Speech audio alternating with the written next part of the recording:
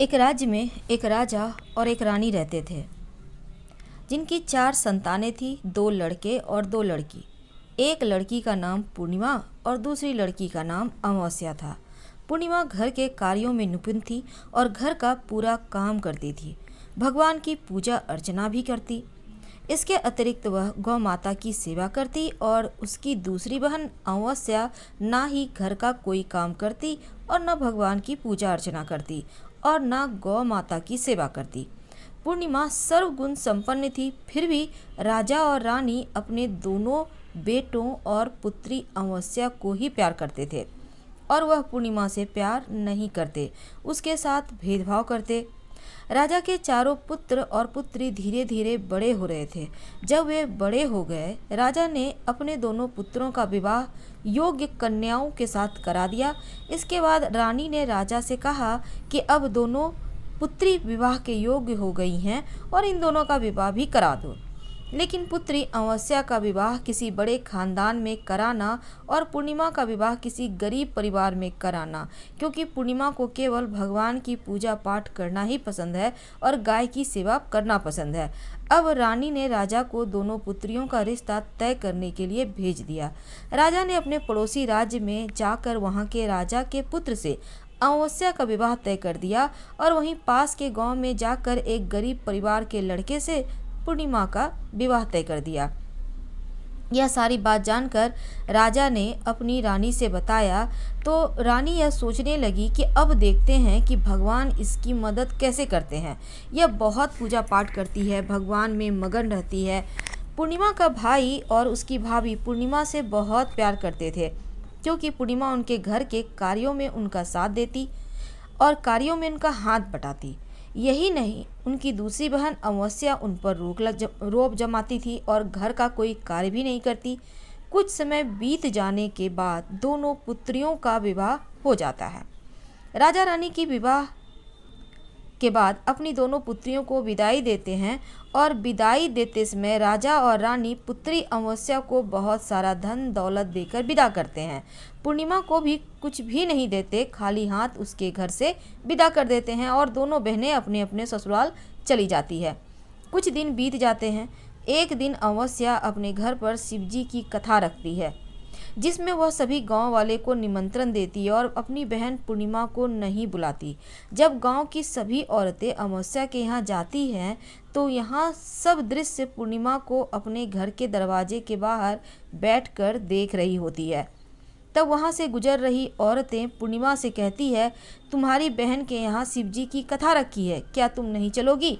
पूर्णिमा ने कहा, मुझे निमंत्रण नहीं आया, मैं नहीं जा सकती। सभी गांव की औरतों ने पूर्णिमा से कहा, बुलाया नहीं तो क्या, भगवान शिव की कथा है, तुम हमारे साथ चलो। गांव की सभी औरतों की बात मानकर पूर्णिमा भी उसके साथ भगवान शिव की कथा में अमावस्या के घर चली जाती है। जब अमावस्या की नज़र पूर्णिमा पर पड़ती है तो वह कहती है, तुम यहाँ कैसे चली आई? मैंने तो तुम्हें बुलाया नहीं था। खैर कोई बात नहीं, अब तुम आ गई हो तो चुपचाप बैठी रहना। और यह कहते हुए अमावस्या पूर्णिमा की गरीबी का भी मजाक उड़ाती है और पूर्णिमा की आंखों में आंसू आ गए। रोते रोते मन ही मन पूर्णिमा भगवान शिव से विनती करती है, हे भगवान, क्या पूजा पाठ करना गलत है? गौ माता की सेवा करना गलत है? आखिर मेरी गलती क्या है? आप मुझ पर अपनी कृपा दृष्टि कब बरसाएंगे? पूर्णिमा बार बार भगवान शिव से यही कहती रहती। इतने में शिव कथा पूरी हो जाती है और अमावस्या भगवान का प्रसाद बांटने लगती है। वह सभी को प्रसाद देती है, लेकिन पूर्णिमा को वहाँ प्रसाद नहीं देती। पूर्णिमा बिना प्रसाद के ही अपने घर लौट आती है। रास्ते में वह सोचते हुए चलती है, यदि बच्चे उससे कथा का प्रसाद मांगेंगे तो वह क्या जवाब देगी। उसने सोचा था कि वह अपने मायके अपने भाई और भौजाई के यहाँ जाएगी और वहाँ जाते हुए वहाँ बच्चों के लिए कुछ लेकर जाएगी। ऐसा सोचते हुए वह अपने घर वापस आई और घर वापस लौट कर आने के बाद वह अपने पति और बच्चों से कहती है कि वह अपने मायके जा रही है। पति ने कहा, ठीक है, और कुछ समय के बाद पूर्णिमा अपने मायके के लिए रवाना हो गई। चलते चलते रास्ते में एक चबूतरा आया, जिस पर तुलसी का पौधा लगा था। उस चबूतरा पर बूढ़ी अम्मा बैठी थी और वह कोई नहीं, साक्षात तुलसी माँ थी। उस बूढ़ी माता ने पूर्णिमा से कहा, बिटिया तुम कौन हो और कहाँ जा रही हो? पूर्णिमा अपना परिचय देती है। परिचय देने के बाद बूढ़ी औरत ने पूर्णिमा से कहा कि तुम यहाँ तुलसी का पौधा सूख रहा है, इसमें थोड़ा पानी डाल दो और इस चबूतरे की साफ सफाई कर दो, जिससे मुझे थोड़ी ठंडक मिलेगी। पूर्णिमा ने कहा, ठीक है माँ, मैं तुलसी में पानी डाल देती हूँ और यहाँ की साफ सफाई भी कर देती हूँ। पूर्णिमा ने साफ सफाई करने के बाद बूढ़ी अम्मा को भी नहला दिया। बूढ़ी अम्मा की भी सेवा की, उसके पैर दबाए। बूढ़ी अम्मा से कहा कि माँ जी और बताइए, मैं आपकी क्या सेवा करूँ? और कोई काम है तो बता दीजिए, मैं कर दूंगी। अम्मा ने कहा, कुछ नहीं, अब तुम जाओ, वापस आते समय मुझसे मिलते जाना। पूर्णिमा ने बूढ़ी अम्मा से कहा, ठीक है माँ जी, मैं जाती हूँ। वापस आते वक्त आपसे मिलते हुए जाऊंगी। कुछ समय आगे चलने के बाद एक शिव जी का मंदिर आया। वहाँ पर उसे एक बूढ़े बाबा मिले जो मंदिर के बाहर बैठे थे। वह और कोई नहीं, साक्षात शिव जी थे। उन्होंने पूर्णिमा से कहा कि तुम कहाँ जा रही हो बेटी, तुम कौन हो? तब पूर्णिमा ने अपना परिचय दिया। फिर उस बूढ़े बाबा ने पूर्णिमा से कहा, इस चबूतरे की और इस मंदिर की सफाई कर दो।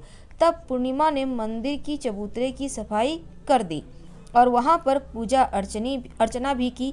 साफ सफाई पूजा करने के बाद उन्होंने बूढ़े बाबा को भी नहला दिया और उनसे कहा कि बाबा और कोई काम हो तो बताइए। तब बूढ़े बाबा ने कहा, नहीं बेटी, अब तुम जाओ और वापस आते वक्त मुझसे मिलते हुए जाना।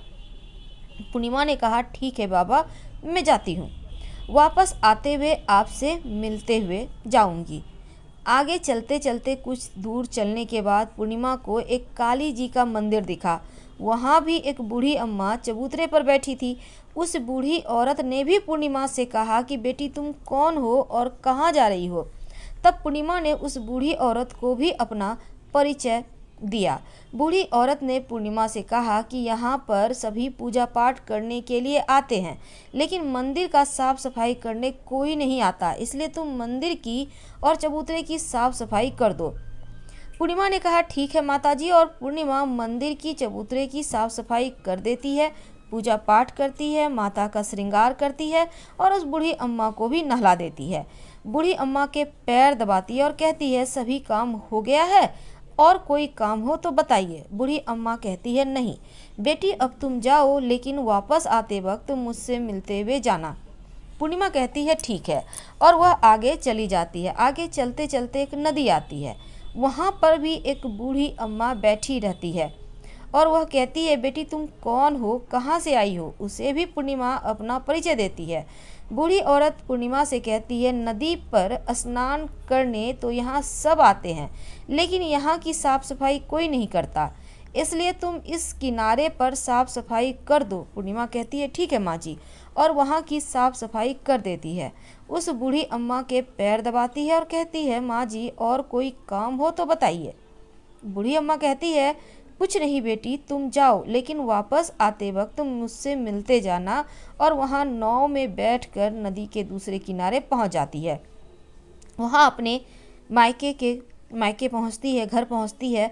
वहाँ पर पूर्णिमा के भाई भाभी उसे देखकर बहुत खुश होते हैं और वे पूर्णिमा की बहुत खातिरदारी करते हैं, उससे बहुत सारी बातें करते हैं और कहते हैं बच्चों को भी साथ में लेकर आती तो बहुत अच्छा होता। अब कुछ समय के बाद पूर्णिमा ने वापस अपने ससुराल जाने को कहा तो उसकी भाभी ने उसके लिए एक साड़ी दी और बच्चों के लिए कपड़े और खाने पीने की कुछ चीज़ें दे दी और कहा कि तुम बहुत दिनों के बाद आती हो। और पूर्णिमा की भाभी ने यह थैला पूर्णिमा के हाथ में दिया और कहा कि जाओ और जल्दी वापस आना। इसके बाद पूर्णिमा वहाँ से अपने ससुराल के लिए रवाना हो गई और उसी नदी के किनारे पहुंची जहां नाव में बैठकर दूसरे किनारे पर उतर गई। वहां उतरने के बाद वहां पर उसे वही बूढ़ी अम्मा मिली जो साक्षात गंगा मैया थी।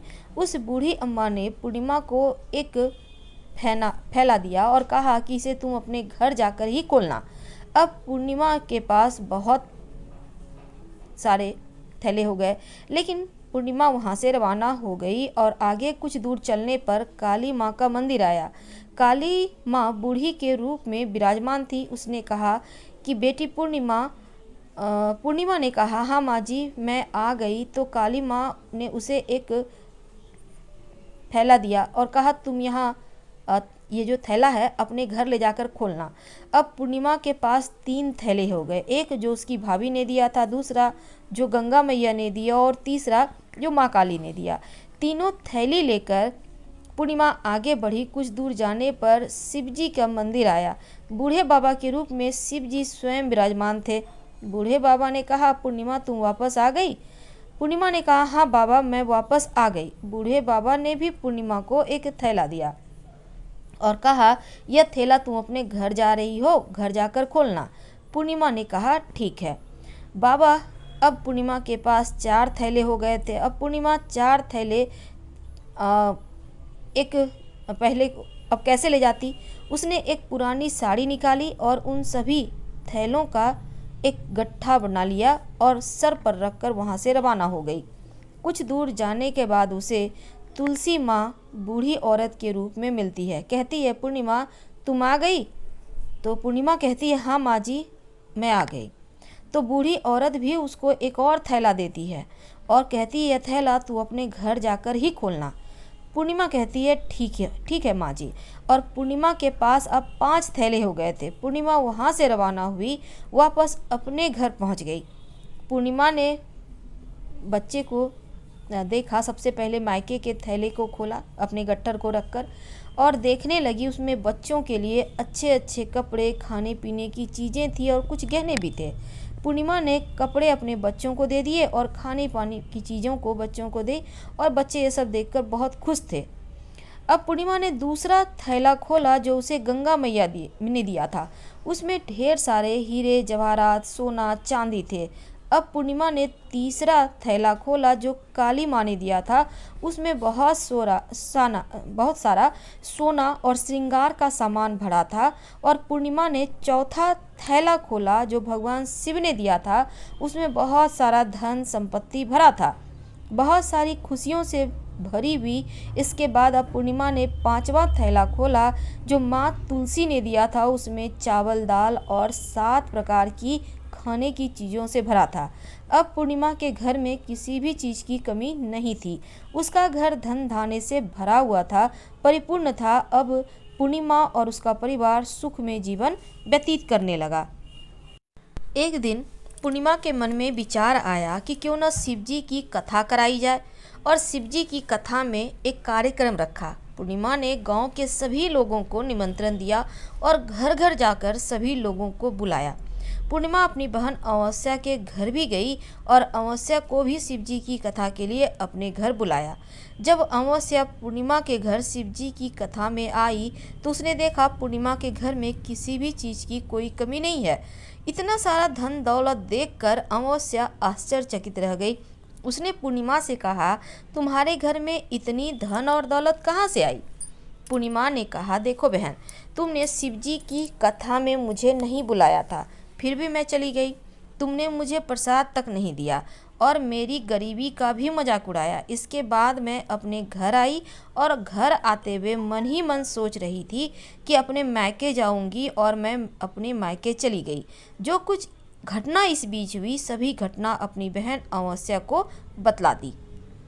तो अमावस्या कहती है कि तुम भी मुझे प्रसाद मत दो और मुझे डांट लो। लेकिन पूर्णिमा ने कहा, यह तो भगवान का प्रसाद है, मैं तो सबको दूंगी, तुम्हें भी दूंगी। फिर भी अमावस्या ने प्रसाद नहीं लिया और सीधे अपने घर चली आई। घर जाकर अपने बच्चों से कहा, वहाँ अपने मायके जाने के लिए तैयार हो गई और मायके के लिए निकल गई। उसे भी रास्ते में चलते चलते तुलसी माँ मिली जो चबूतरे पर बूढ़ी माँ के रूप में बैठी थी। बूढ़ी माँ ने अमावस्या से कहा कि बेटी तुम कौन हो और कहाँ जा रही हो? अमावस्या ने अपना परिचय दिया। बूढ़ी माँ ने कहा, बेटी यह तुलसी का पौधा सूख रहा है, इसमें थोड़ा पानी दे दो, इस चबूतरे की सफाई कर दो। इस पर अमावस्या ने कहा, बुढ़िया तुझे दिखाई नहीं दे रहा? मैं इतनी महंगी साड़ी पहन रखी है, गंदी हो जाएगी। और ऐसा कहकर वहाँ से आगे चली गई। आगे जाने पर उसे भगवान शिव मिले जिसे भी उसने ऐसा ही कहा। उसके बाद आगे जाने पर माँ काली मिली, उनसे भी उसने वही सारी बातें दोहरा दी। आगे गई तो गंगा मैया मिली और उसने यही सब कहा। आगे चली गई। इसके बाद अमावस्या जब नाव में बैठने लगी, उसे नाव में फूलों की जगह कांटे भरे थे जो उसके पैरों में चुभ रहे थे। किनारे पर उतर कर वहाँ अपने मायके गई। वहाँ उसे अपनी भाभीियों, उसकी जो भाभियाँ थीं और भाइयों ने देखा तो मन ही मन कहने लगे, काम की न काज की, 2.5 मन अनाज की। अब आ ही गई है तो ठीक है। पूर्णिमा तो हमारे कामों में हाथ बटाती थी, यह कोई काम करेगी ही नहीं। अब उन्होंने खाना बनाया, खा पी कर सभी सो गए। अमावस्या जब सुबह उठी तो अपनी भाभीियों से कहा, मैं अपने ससुराल जा रही हूँ। उन्होंने कहा, ठीक है जाओ। अमावस्या बोली कि पूर्णिमा को तो तुमने एक थैला दिया था और मुझे कुछ नहीं दोगे क्या? भाभी ने कहा कि तुम घर जाओ, थैले तुम्हारे घर पहुंच जाएंगे। फिर अमावस्या वहां से निकल गई। नदी के किनारे पहुंची। वहां गंगा मैया बुढ़िया औरत धारण करके रूप में बैठी थी। बूढ़ी माँ ने कहा, आ गई बेटी? उसने कहा, हाँ मैं आ गई। तुमने पूर्णिमा को एक थैला दिया था, मुझे नहीं दोगी क्या? बूढ़ी अम्मा ने कहा, तुम घर जाओ, थैले तुम्हारे घर पहुंच जाएंगे। इसके बाद आगे जाने पर काली मैया मिली। उसने भी अमावस्या से यही कहा। आगे जाने पर भगवान शिव मिले। उन्होंने भी अमावस्या से यही कहा। उसके आगे माँ तुलसी मिली। उन्होंने भी अमावस्या से यही कहा, तुम घर जाओ, थैले तुम्हारे घर पहुंच जाएंगे। अमावस्या अपने घर पहुंचती है। आंगन में उसने देखा तो वहां पर 5 थैले पड़े हुए थे। अमावस्या ने मन ही मन सोचा, अब तो मेरे पास बहुत सारी धन दौलत आ जाएगी। जल्दी जल्दी उनमें सभी थैले को खोला। किसी में मिट्टी थे, किसी में पत्थर, किसी में कंकर, किसी में कोयला और मायके से भी कुछ नहीं मिला था। इन थैले में कुछ भी नहीं था।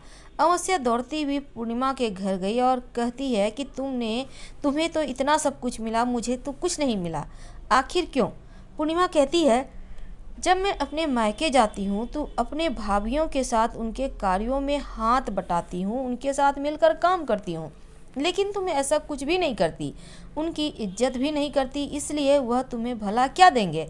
इसके बाद तुमने गंगा मैया को ठुकरा दिया, काली माँ को ठुकरा दिया, भगवान शिव को ठुकरा दिया, इसलिए तुम्हें कुछ नहीं दिया। अमावस्या कहती है, बहन तुम मुझे माफ़ कर दो, मैं तुम पर हमेशा अत्याचार हमने किया है।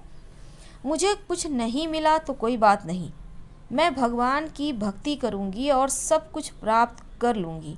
मुझे इन सब चीज़ों का रहस्य बताओ। तो पूर्णिमा ने कहा, तुम 3 सूत्र का ज्ञान ले लो और उसकी कथा करना। पहले सूत्र में दया मांगना, दूसरे सूत्र में कथा मांगना और तीसरे सूत्र में 108 बार ओम नमः शिवाय का जाप करना।